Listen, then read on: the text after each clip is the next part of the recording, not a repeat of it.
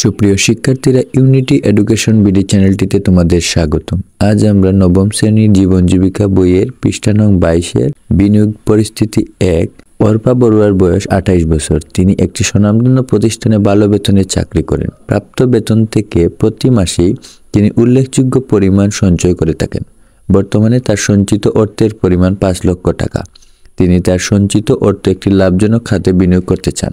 এই ছকটিতে আমরা দেওয়া আছে, অর্পা বড়ুয়ার জন্য সর্বোত্তম বিনিয়োগ খাত নির্বাচন করো এবং যৌক্তিক কারণ ব্যাখ্যা করো। এজন্য আমাদের জাতীয় সঞ্চয় অধিদপ্তরের এই ছকটি ভালো করে দেখে নিতে হবে।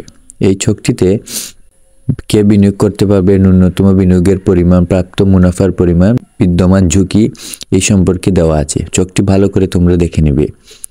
এখন চলো আমরা অর্পা বড়ুয়ার সর্বোত্তম বিনিয়োগ খাত নির্বাচন করা যায়, যে কারণগুলো আমরা লিখব।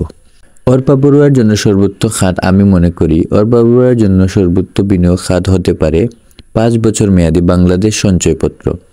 এক্ষেত্রে যৌক্তিক কারণগুলো হলো, এই বিনিয়োগে প্রাপ্ত মুনাফার হার অপেক্ষাকৃত বেশি এবং বিদ্যমান ঝুঁকিও তুলনামূলক কম।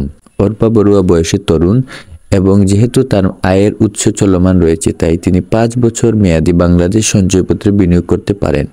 অর্পা বড়ুয়ার সঞ্চিত অর্থের জন্য বিনিয়োগের অন্যান্য ক্ষেত্র থেকেও 5 বছর মেয়াদী বাংলাদেশ সঞ্চয়পত্র তার জন্য লাভজনক, আবার ঝুঁকিহীন।